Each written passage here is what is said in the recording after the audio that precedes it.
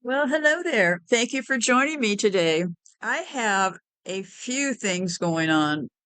Number one, where are they getting these children from? Babies born with intersex characteristics. Huh, what's up with that? This is a game of omission, right?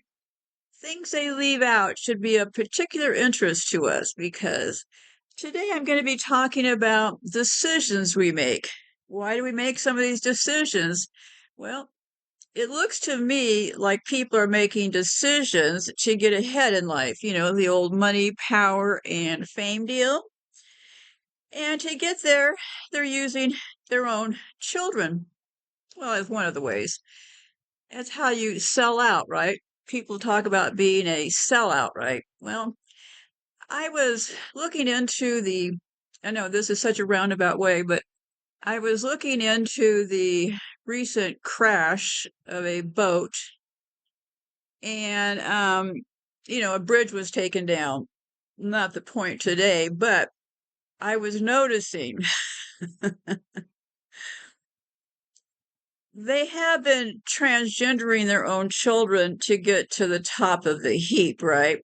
And not all these kids are going to become celebrities. They could become people who run industries and stuff, right?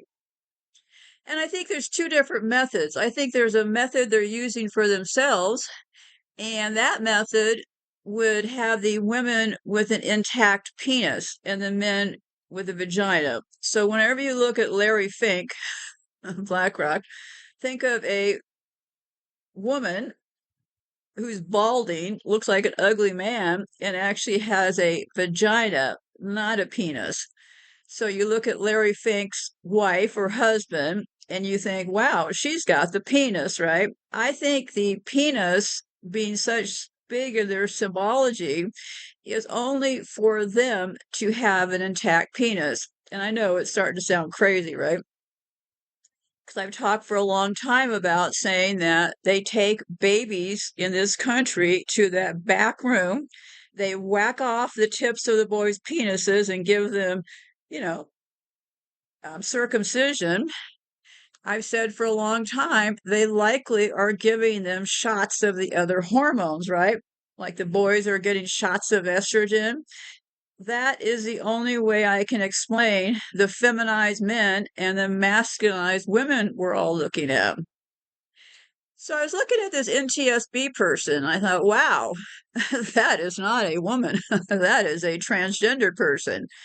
So I started thinking, so not all these parents likely got tricked into transgendering their own children for the success of Hollywood. Maybe they went along with, oh, your daughter could lead some industries if we just do these things. If we take this boy in vitro and turn it into a girl. So I started thinking more and more about these parents, right? Parents are making deals against the will of their own children to do this, right? Clearly, children in vitro are not making decisions for themselves, right? So that's part of the trick. What's the other part of the trick? Well, if you think that there's only one life that we live and you do not believe in reincarnation, you could say, well, only one shot at life, right? How often do we hear these slogans? Only got one life to live. I mean, there was a soap opera called One Life to Live. That's how that has been embedded into our brains because the Egyptians, according to their own history, was heavily involved in reincarnation. But the Catholics say, "Oh, no way, no way. Catholics don't believe in reincarnation." Well, because that way you get people making bad decisions based on the wrong information, right? So people are making decisions thinking, well, it's the only life we got. Better make the gusto while we can.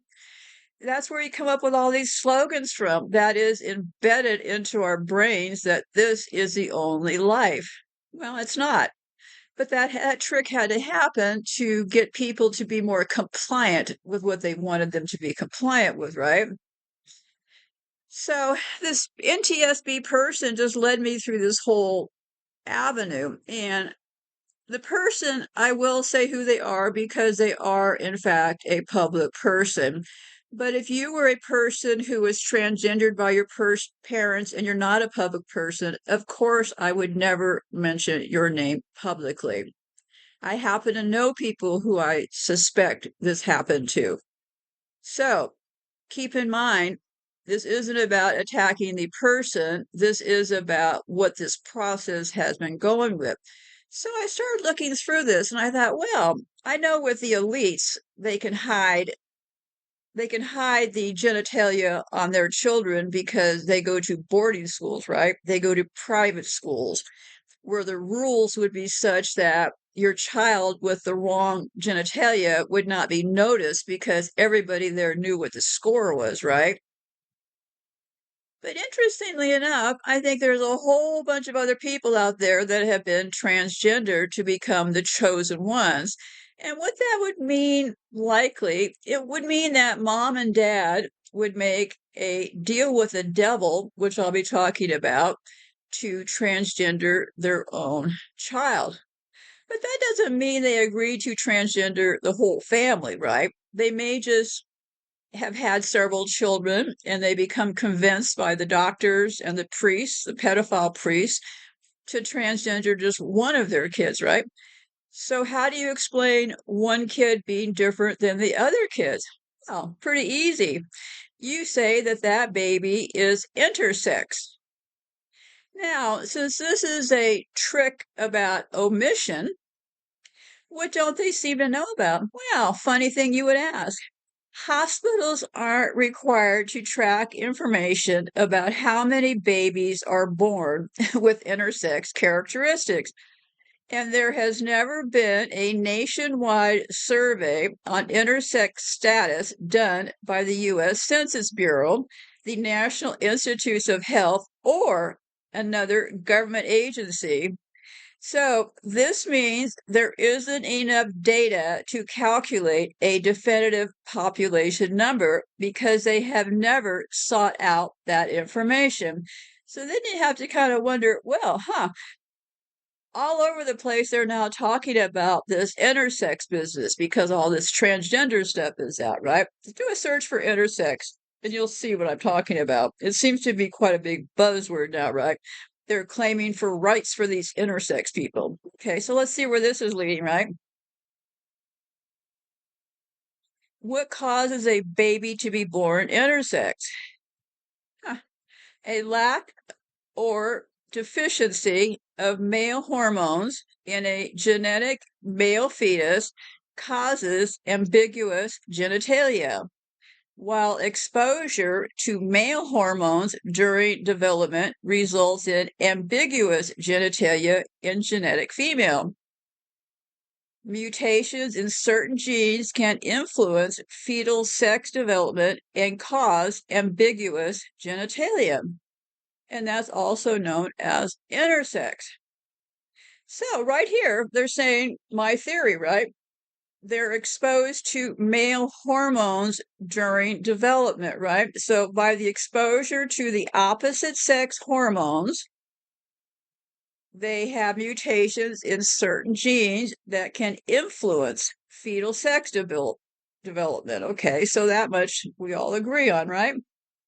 So then I was looking, what do they claim is the most common cause of intersex? Well, they claim it's congenital adrenal hyperplasia. And before you go, oh my God, don't tell me this. This is too much. My brain, I can't take it. I'm just a working class person. I don't understand this stuff.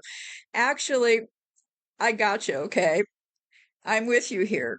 We have been told also our entire life, well, it's complicated. Don't try to figure it out. Just talk to the doctors. They'll let you know.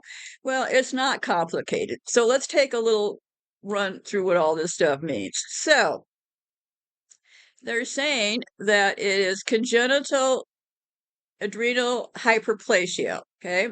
And that is the most common cause. So just for all of our purposes, I'm also pasting this information down below to the show notes because this let me see here, congenital adrenal hyperplasia, or CAH, is a group of autosomal recessive disorders characterized by impaired cortisol synthesis. It results from the deficiency of one of the 5 enzymes required for the synthesis of cortisol in the adrenal cortex. And right now you're going, oh, wait a minute, I can't see straight. This is too confusing. Okay, wait a second here. Let me get this cat out of here. Come on, keep going, baby. Come on, keep going. Yeah, I got you. I'm trying. She now she only wants to walk across my keyboard. Okay, so they're saying the most common thing is this congenital adrenal hyperplasia, CAH, which does in fact make your head spin. But what does this mean? Most of these disorders involve excessive or deficient production of hormones, such as these glucocorticoids, mineralocorticoids, or sex steroids, bing, bing, bing, and can alter development of primary or secondary sex characteristics in some affected infants, children, or adults. It is one of the most common autosomal recessive disorders in humans. So they get that by this production, these sex steroids, right? Okay, so now we know that. Well, so that's how they're saying these intersex people come from, right? And during all this, they talk about androgens and testosterone. But don't get them, don't think they're scary words because they're not. Androgens and testosterone are closely related, but they are not exactly the same. Androgens are a group of sex hormones that include testosterone. They play essential roles in both males and females, influencing various aspects of development and health. Testosterone specifically is one of the primary androgens. So when you hear the word androgen, just understand that under androgen comes testosterone and these other things. That's all it means. They just come up with these things that kind of sound tricky at first. So testosterone specifically is one of the primary androgens. It is produced mainly in the testes in males and the ovaries in females. Testosterone is responsible for the male secondary sex characteristics such as deepening of the voice, and immediately all of these kids, the girls that take testosterone, within 1 or 2 shots, their voice drops to being a male because it goes after that throat area. Facial hair growth and muscle development. It also contributes to sperm production. While testosterone is a crucial androgen, there are other androgens.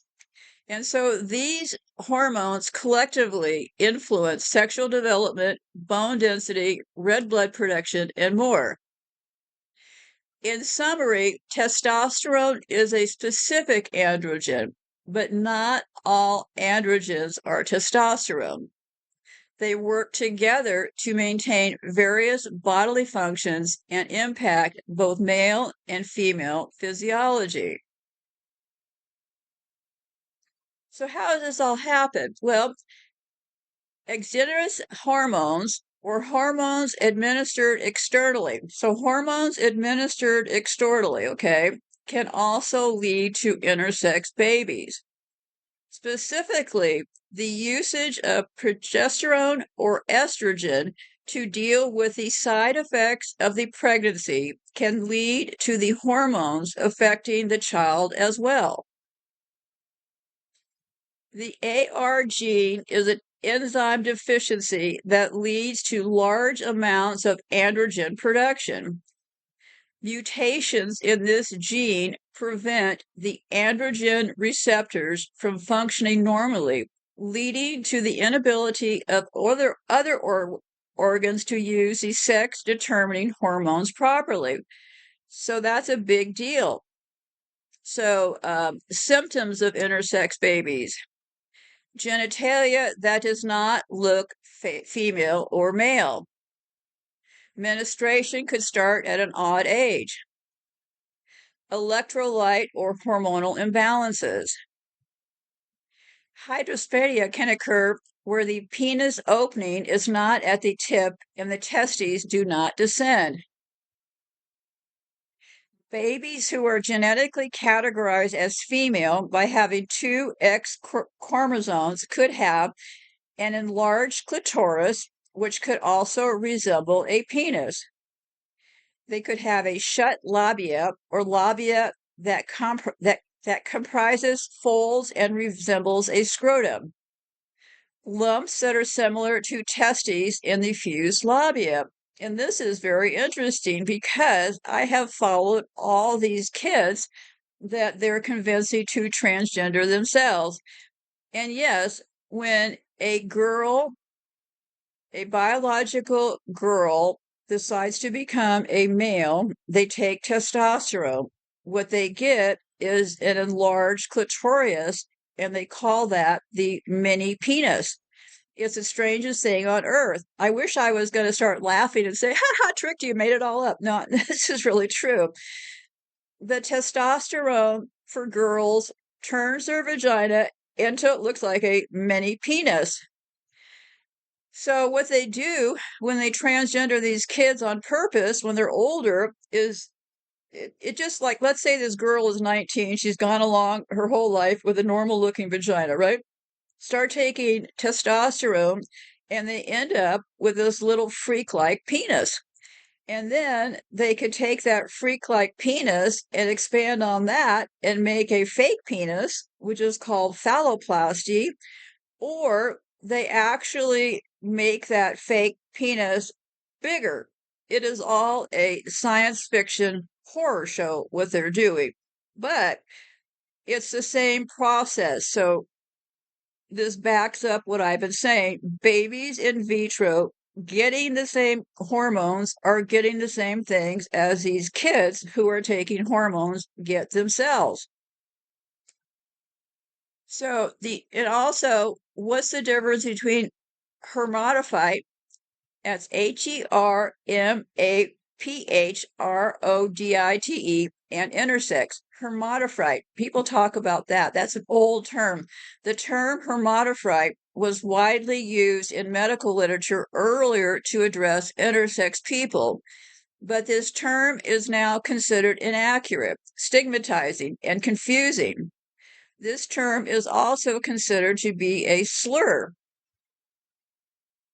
So, I was looking at what surgeries do they claim can happen with these intersex kids, because I wanted to see, are they the same surgeries they're giving these other kids? Yeah, sure, it is. What is intersex surgery and is it legal? Intersex surgeries include clitoral reduction, a procedure that reduces the size of the clitoris, and gonadectomy, a procedure to remove the gonads. Such surgeries are harmful and can cause a lot of pain, discomfort, and scarring for the child. Such surgeries are not recommended and should only be okay. But they're moving ahead with this because I found for the first time ever, they now have their own gender category on birth certificates in Europe.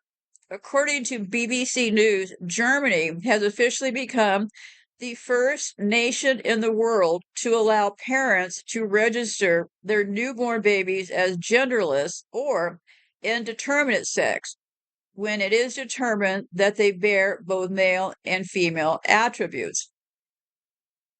Traditionally, parents who birthed children with intersex characteristics had to immediately decide their child's sex at the hospital, a high-pressure situation with potentially catastrophic ramifications.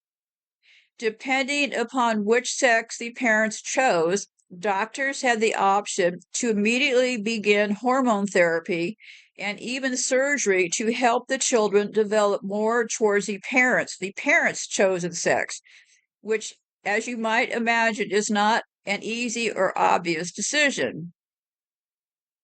In one example cited by reports, an intersex child born with ambiguous genitalia underwent modifying surgery after being born, only to later lose all sense of his defined sexuality. Now, as a grown adult, this individual recently told reporters, "I am neither a man nor a woman. I will remain the patchwork created by doctors, bruised and scarred." Such gut-wrenching emotional damage and heartache can be avoided, say intersex advocates, if parents are allowed to simply register their intersex babies in a completely separate category from just the male and female classifications. The logic behind this maintains that parents will be less pressured to modify their own into whatever sex their bodies ultimately choose. Can intersex baby be healthy? Intersex traits are a naturally occurring phenomenon. See, this is where they always throw in that natural word, right? Like natural disasters. Intersex traits are a naturally occurring phenomenon, and such traits are not a disease or a disorder that affects a child's health. And this is also a really good storyline, right? You go to school and the doctor gives you a thing saying you can't participate in physical education, right? Well, then you confide in your friend, well, I was intersex as a child. I can't help it. It's not my fault. Nobody did anything wrong. It just ended up this way. See how it's a victimless, see how nobody has to take responsibility, right? The doctors who probably gave mom those hormones before baby was born, and the doctors who probably went on to mutilate that kid's genitalia come out blameless, right? Hey, it was just an act of nature. So babies who are genetically categorized as male with one X and one Y chromosome could have a disorder in which the thin tube transporting semen and urine, the urethra, does not fully reach the tip of the penis. Yes, and this is also a huge problem with these kids. That's why they have to have urethra surgeons when they do these things, these horrible, when they try to do these things to adult children. What happens is that when they take the penis away and try to make it into a vagina, it entails rewiring the urethra, and it's a crazy thing to do. And from what I have seen, and I have been on this for years now, from what I have seen, I have never seen a successful case. Now, is it because all the people that are successful are not talking? No, I've seen these surgeries. I have personally, all of these surgeries are posted on YouTube. I have watched all of these surgeries. I have followed these kids. It is a complete disaster. So, no, I don't think they're doing any of these surgeries to these intersex kids, although they're acting like they are, right? Just because they're saying something doesn't make it true. So, what are the risk factors of ambiguous genitalia? The role of family history is quite significant. Yes, because if the family is into wanting to make their kid the chosen one, or the family is in love with money and fame and thinks this kid is their ticket for this one life to get out of their poor and poverty, all those castrati parents were poor. Where do you think is happening all these small towns around here? Where do you think the local news team is coming from? They're coming from people they're calling intersex, but that's just a word they're using, right? And what they're saying about the boys' possible risk, inexplicable deaths during early infancy, absent, what is the boys? Let me see. Oh, it says the role of family history is quite significant in the formation or development of ambiguous genitalia, as various disorders related to sex development result from inherited genetic abnormalities. The reason I say that is because people get tricked a lot. They'll say, well, look, Michael Douglas has a cleft chin and so does his dad. Well, I got news for you. Both of them took hormones, right? Not that he genetically got that from dad, but they genetically are both taking the same drugs, right? So it becomes confusing when they bind these things together. So this is a pretty crazy thing. about ambiguous genitalia, possible risk, inexplicable deaths during early infancy. With all this sudden infant death stuff, right? Absent menstrual periods, infertility, or too much facial hair in females, genital anomalies, atypical physical growth during puberty, a collection of inherited genetic disorders that disturb the adrenal glands is termed congenital adrenal hyperplasia. So, yeah, they have all of these things, and they are the exact same things I saw in all these kids taking hormones. Most advocacy groups estimate that 1.7% of people are born intersex, the equivalent of about 5.6 million U.S. residents. I think this number is way, way too low. Intersex individuals are those born with physical traits that don't typically fit definitions for male or female categories. However, this is where it's a good one. It's important to note that data on intersex populations remains relatively scant, and more comprehensive research is needed to better understand this group. Imagine that. We're right now 2024 and they don't know much. Yeah, I wonder why that is. I wonder why that is. These are the same people that set up the money, they set up the laws, they set up the courts, they run the cops, they run the military. They're sodomites. They're telling the rest of us that they're sinners. Did some of these parents get told that to get your child away from all your family sin, do this to them? A lot of things could have happened because we are nothing to them. And I hope, if nothing else, stop paying attention to them. We are their source of income. Our labor is what has funded their tremendous wealth that they're all waving in our faces right now. That came directly from our labor. And right today on social media, all of those people are making money off of your views, buying their cheap t-shirts and all of that. We keep continuing to subvert ourselves to these people, but keep in mind, they are the sodomites. They had to cook up this sinner deal to make it sound like, oh, we're so full of sins. We got to get Jesus to help us. Help me, Jesus. Well, I got news for you. Jesus is their biggest trick, okay? And this was such an interesting quote. You know, supposedly King Charles and Princess of Wales both have cancer. Well, because they're sodomites. They've been taking hormones. Don't cry for them. Listen to this. King Charles has emphasized the importance of extending a hand of friendship to those in need as a new portrait of the monarch is released. His Majesty will say how the Lord Jesus set us an example of how we should serve and care for each other. He goes on to emphasize how, as a nation, we benefit greatly from those who extend the hands of friendship to us, meaning them, especially in a time of need.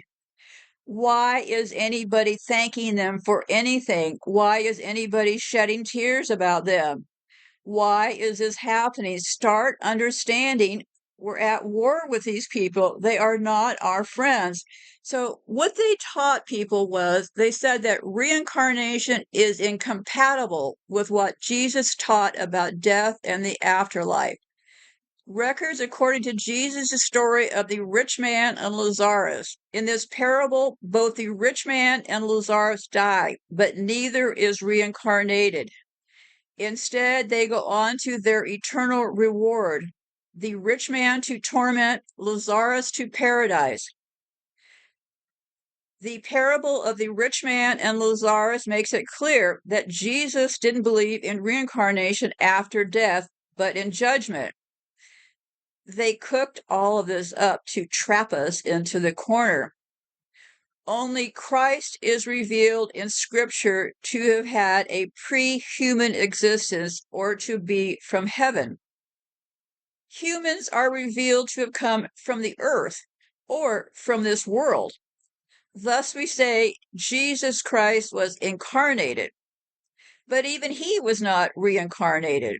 Reincarnation implies a previous bodily existence, or as the term indicates, a former fleshy existence.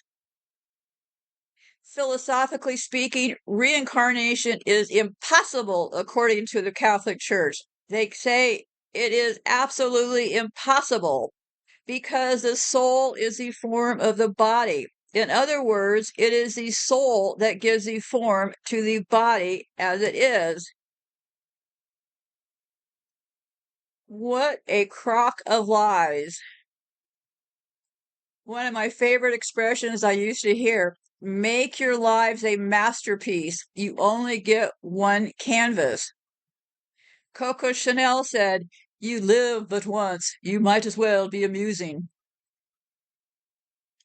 You only live once, so I try to say yes to everything. You only live once, but if you do it right, once is enough. Well, how is this all happening? This is happening because people are making what is called a Faustian bargain. Faustian bargain. A Faustian bargain refers to a pact in which a person trades something of supreme moral or spiritual importance, such as personal values or the soul, for some worldly or material benefit.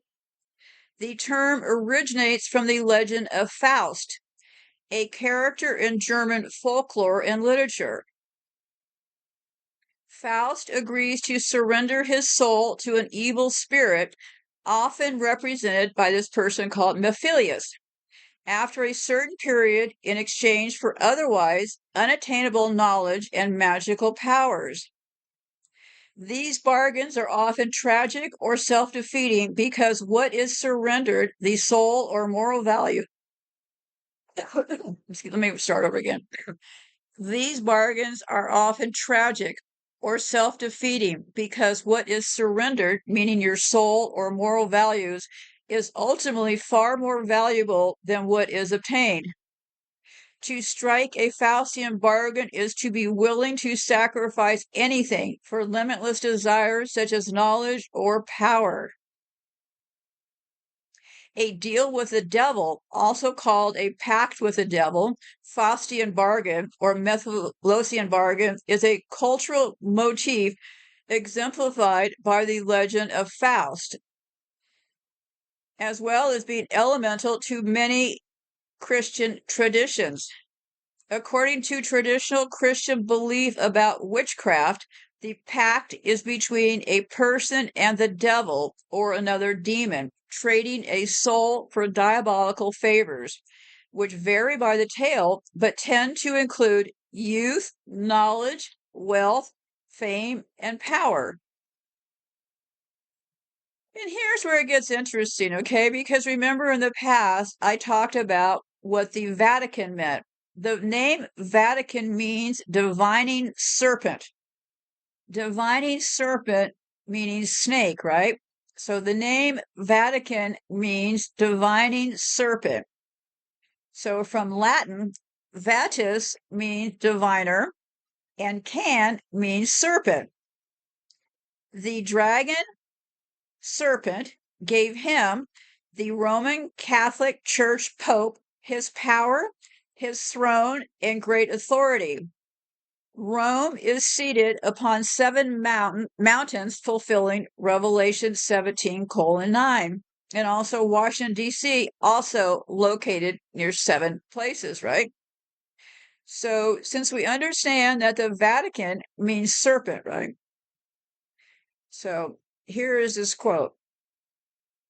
The great dragon was cast out, that old serpent called the devil, Satan, which deceiveth the whole world. He was cast out into the earth. His angels were cast out with him. And that's Revelation 12:9. So even here, they're talking about the great dragon was cast out. Well, right here, the Catholic Church named themselves serpent, right? So the great dragon being cast out could have been the Catholic Church was tossed out, right? So a Faustian bargain refers to a deal or agreement in which a person sacrifices their principles or values in order to achieve power, success, or wealth. Hidden consequences. In Jonathan Wolfgang play called Faust, Faust is dissatisfied with his own life and seeks fulfillment through supernatural means. He strikes a deal with the devil, the one they're called Mephistopheles, selling his soul for limitless power and pleasure.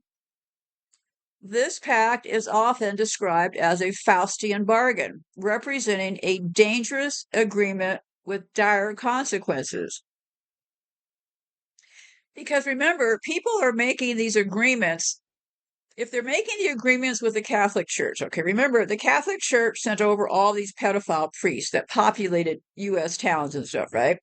So it wouldn't be hard from these Catholic priests and the local doctors to convince parents to make your child the divine one or the chosen one, right? Hey, you're born in a small town here in Nebraska. The odds of your child ever making it to the big screen are pretty low. But we have a deal for you.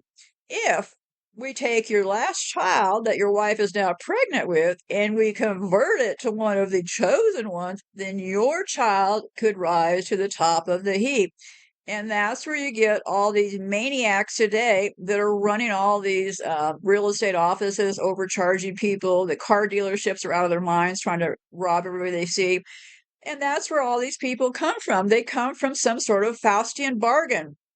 The idiom Faustian bargain is deeply rooted in Western culture and is commonly used to describe situations where someone makes morally compromising decisions in pursuit of personal gain or short-term benefits. It implies a pact or agreement that may lead to significant sacrifices or the surrender of one's integrity.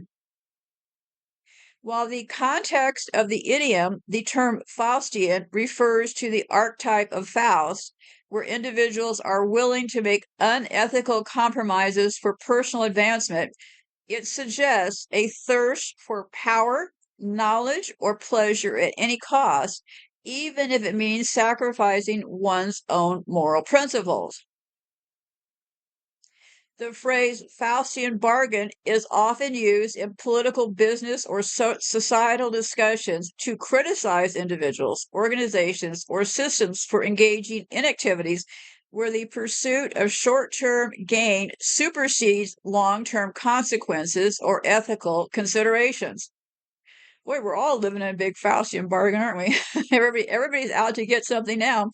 It serves as a cautionary reminder of the potential repercussions that may arise from such actions. The idiom Faustian bargain is related to the idiom fool's bargain, which refers to a deal or agreement that is foolish or disadvantaged for one party involved. Did you hear that? For one party involved. That's why I have to say, if you're thinking that you're going to negotiate with a psychopath, like let's say you're over there in Niger and they're thinking about kicking out the U.S. military, keep one thing in mind. They do not negotiate. It will never be about win-win. It will be about win and you lose. So, while a fool's bargain may not involve selling one's soul like a Faustian bargain. Oh, wait a second here. Oh, so the fool's bargain is one in agreement that is foolish or disadvantaged for one party involved. Well, we're all making fool's bargain, all of us.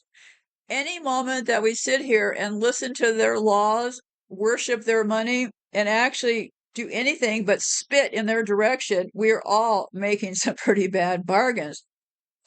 So I'm gonna skip down here. They've been talking about this. There was a 1948 Life magazine published a piece called "The Devil," included the message. Let me see, the devil's the devil's cleverest wile is to make men believe that he does not exist. And I just skip past it. Let me see here. Yeah,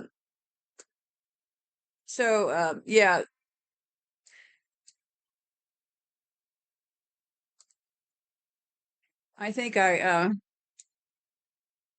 so there was a person called Baudelaire, and there was an article published. This was the first place I could find in 1865. It was a time of upheaval and discontent in France, social unrest, inequality, and a return to the aristocratic status quo after the failure of the French Revolution. It was a confused and divisive time. Baudelaires' article was seen as a metaphor for the evil dark forces that ruled the beleaguered French people at the time. Baudelaire's devil didn't hide. He was open and was there for those with eyes to see, nor did he apologize or explain his evil. This devil, the very personification of all things evil, was protected by the inherent goodness of the majority. The masses who could not comprehend the level of malevolence that dominated and controlled their lives, regardless of how obvious these forces were. And this is still true today. The masses who could not comprehend the level of malevolence, people just to get their heads around the fact that we're all actively being murdered. There's a very limited audience for this, okay? The devil had indeed convinced the people that he didn't exist, and so the devil remained around. The Franco-Prussian War of 1871 and the two catastrophic world wars were all his work, and yet the people continued to deny his existence. The devil lives yet today. He is seen to be seen at Davos, the Bilderberg Group, the City of London, and on Wall Street. This is an article I'm reading. Sorry, I'm a little bit tired today. Okay, so I just kind of looped into this article without really explaining what I was doing. So anyway, this started about this article this person wrote, and I'll have a link for it. So what they're saying is the devil had indeed convinced people that he didn't exist. And I run into that all the time. People cannot wrap their heads around the fact that psychopaths are all over the place, right? So let me keep reading. No country ever wins a war. The cost of any victory is always the loss of blood and treasure can never justify the gains. And yet the bankers always win and profit from conflict. War creates debt, and more debt owed to the bankers mean more control. The devil always gets his due. As relevant as Baudelaires' writings may have been in the mid-19th century Europe, they are more so today. There is a cognitive dissonance that still exists in the minds of the majority of the Western world. While many are awakening due to COVID and the increasingly obvious Great Reset, there is still a majority who can recognize acts of evil, but not the devil behind it. This moral relativism is the Faustian bargain Westerners are forced to make about what are acceptable levels of evil. This phenomena of cognitive dissonance seems to be mainly a Western affliction.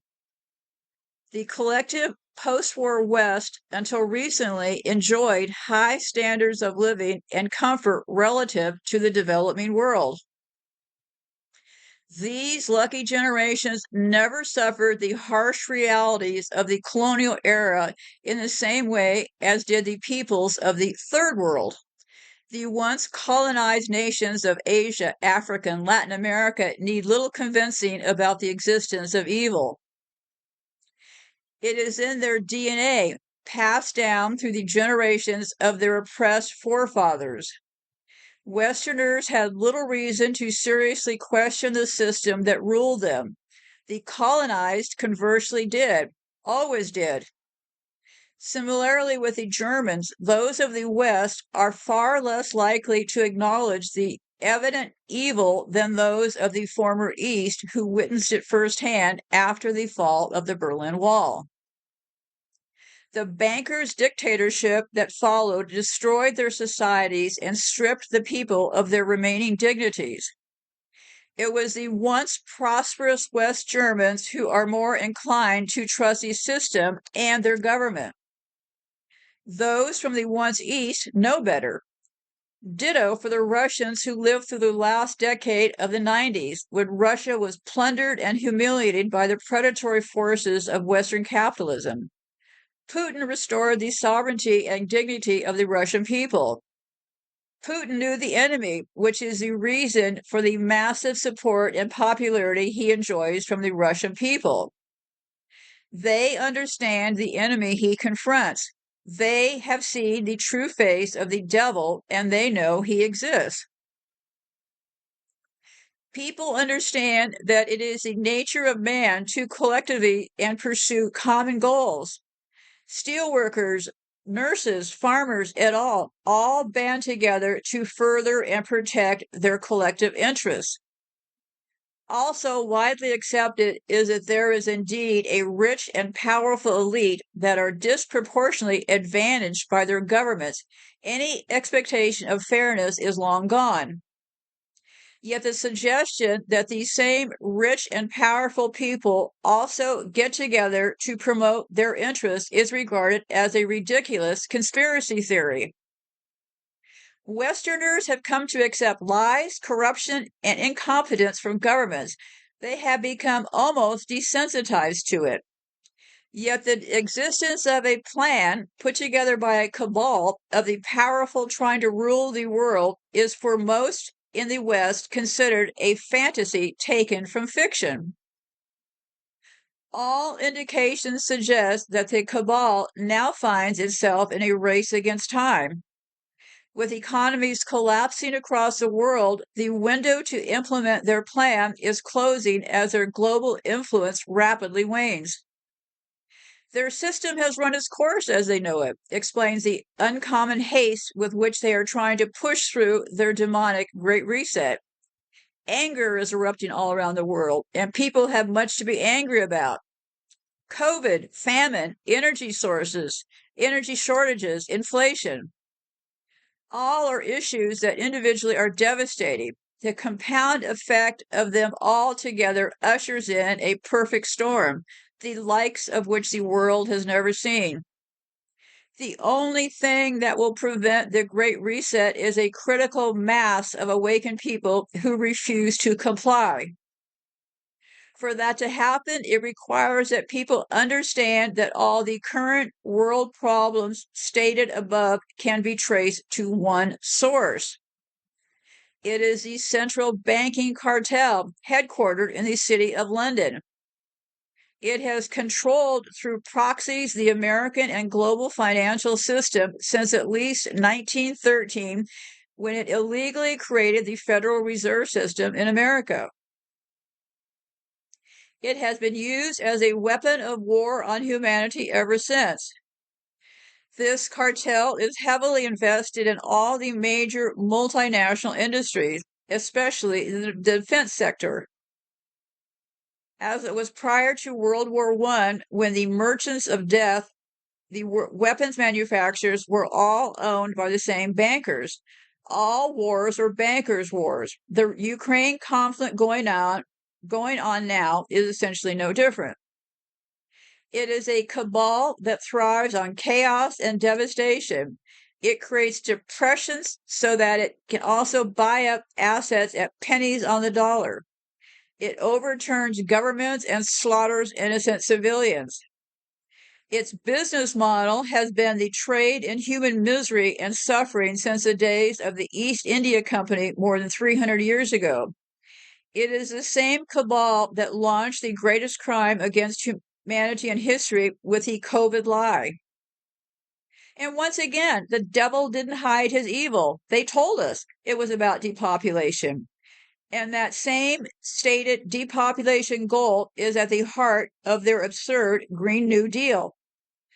When the devil keeps telling you he wants to kill off most of humanity, surely you have to accept that he exists.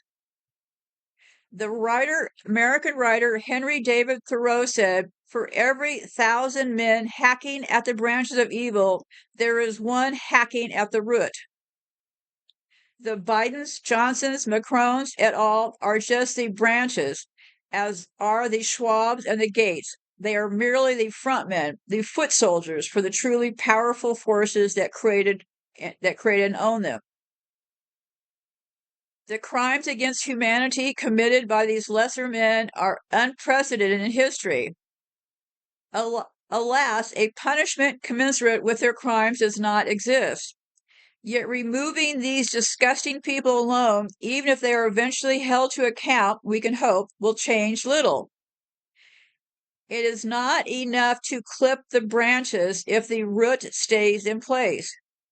It is the central banking system and the power it wields that must be destroyed, lest it not take root again. The devil can no longer convince enough of the world that he does not exist. The evil that he is can the evil that he is can only exist when good men do nothing, and we are seeing good men around the world unite in resistance against the common enemy.